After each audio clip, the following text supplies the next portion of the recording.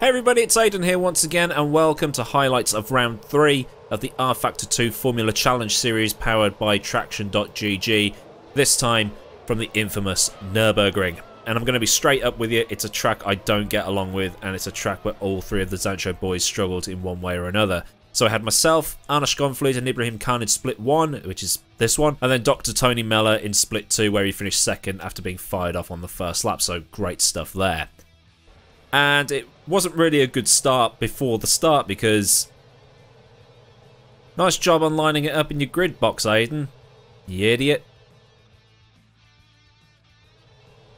So, just like at Silverstone, I thought I'd take you through lap 1 of the race. You can hear the hooters of the lights coming on. You can see them just in the background. And it is lights out and away we go, to quote that guy that does the commentary. I get a decent start. You've got Alejandro Lopez smoking his engine. That's just because the engine's a bit warm and nothing to worry about too much, and then just trying to find a gap into turn 1 here. No crashes really, but then you just see the car spin and almost wipe me out. That's Robin Pansart in front for Burst Esports. That is a guy who is monstrously quick, and I don't know why he was that far back, but still, decent start. I'm alive. I'm just trying to find the grip on the cold tyres, cold brakes, high fuel load. I don't know what it is, but for whatever reason, for me, it feels like the track rubber changes between qualifying and the race. I really have to spend half the race getting to grips, no pun intended, with the car, but still, through the downhill section that ends Sector 1, or sort of begins Sector 2, I should say, then up to the Dunlop hairpin. Bit of a gap to Pansar in front, but that's to be expected. You know, he is a better driver than I am. And just trying to nurse it through while keeping the Goodyear branded car in behind me that was following me up through the Michael Schumacher S here. I mean, imagine only having 91 wins, eh? And then I'd have a sniff at Pansar, but he's already trying to make a move on, I think that's Panos Vagianis in front of him. Yep, that's who it is. Then we've ended Sector 2, and then coming out into Sector 3, the back stretch, where DRS will be open. You can just see the DRS boards there and the line through the kink that leads up towards the chicane. We're using the tighter Grand Prix chicane, not the fast endurance chicane. I actually prefer this chicane because, yep, curb hopping. Not advised in this car because it's ground effect and you want to have the ultimate stability. And that is it through the final corner, and that is a lap of the Nurburgring. Now cue the cinematic shot.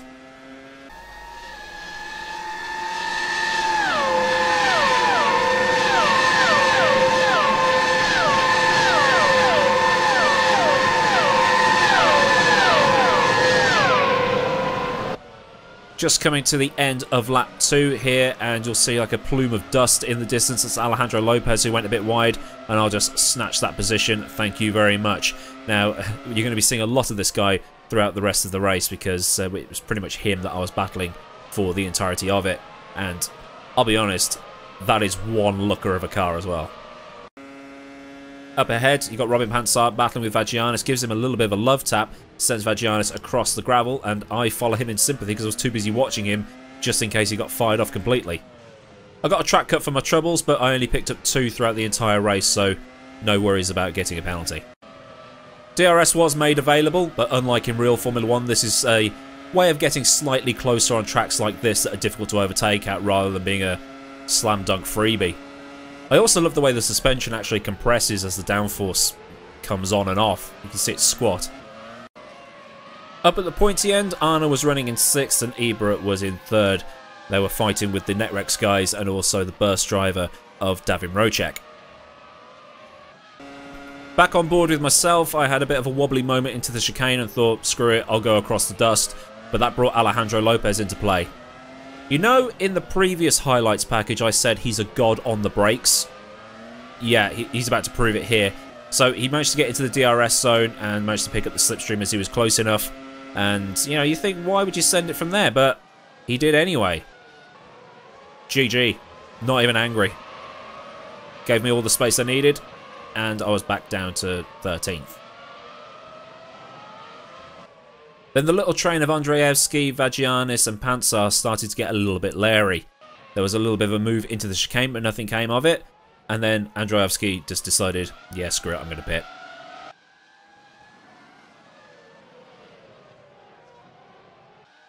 But then Pansar got a really good run out of the final corner and managed to get the DRS coming up to the start-finish line. Vagianis had it as well, but Pansar was just too good on the brakes and went round the outside. But Vagianis went a little bit too deep, made contact, but managed to survive. and that brought Alejandro Lopez and myself back into the game. I then brought my little blue car in on the very next lap. With these cars at this track, the overcut works better than the undercut. Lopez pitted the lap after me and then came out side by side with Zalagianis. They started making contact, but because I had fresher tyres, I just swooped around the outside. Besides the start, it's the only on-track overtake I made. Because of difficulty to overtake or I'm rubbish? Yes. And then it started kicking off at the front. Noah Roivers tried to make a move on Colin Spork into turn 1, but they made contact. This allowed Schonfleet to get a little bit closer. But as they came through turn 2, Roivers booted it a bit too hard and spun his rears out and clobbered into Spork. Roivers then messed up turn 3 that allowed Arna at the inside, but as they went into 4, they made contact, and then Noah took the position back. Although, I'm going to need to ask Arna for the lottery numbers. Because this.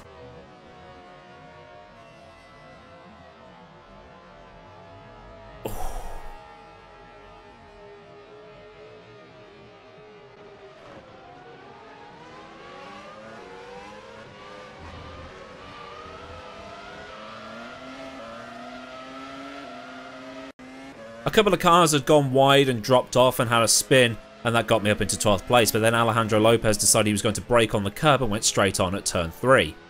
I took the position, but then I had to hold him off because he's known as being a bit of a dive bomber, but then I had the most bizarre thing that's ever happened to me in sim racing. I have 3 toggle switches on the bottom of my wheel rim, and when I reinstalled rFactor2 it loaded the profile for that specific rim, and I accidentally knocked the switch and put the car into reverse.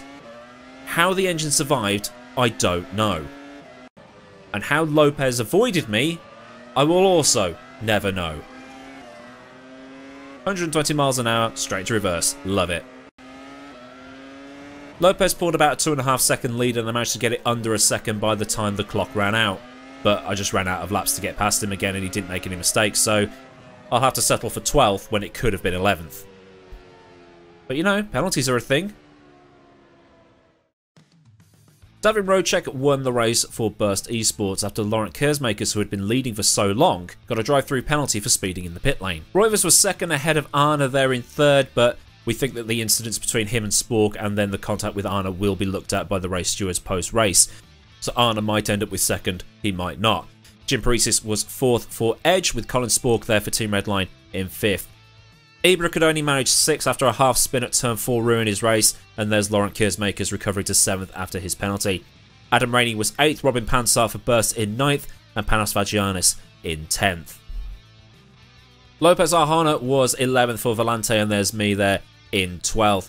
Tomasz Vak was putting the pressure on me late on in the race, but he must have had a half spin himself or something like that because he dropped right off towards the end.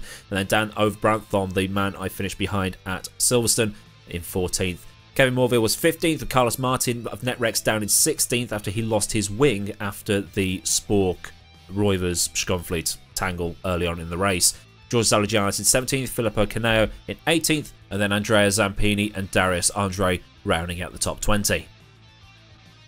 So in 2 weeks' time, on the 3rd of September 2021, it's round 4 at the Indianapolis road course. It's not the 2005 meme layout, it's the one that has that little infield section before turn 1 Indy oval course, and then we get spat out just before that onto the start-finish straight, which is not the layout I would have preferred, but still a fun little track nonetheless. And then we go to Zandvoort on the 17th of September, and then finish it all up at Monza on the 1st of October.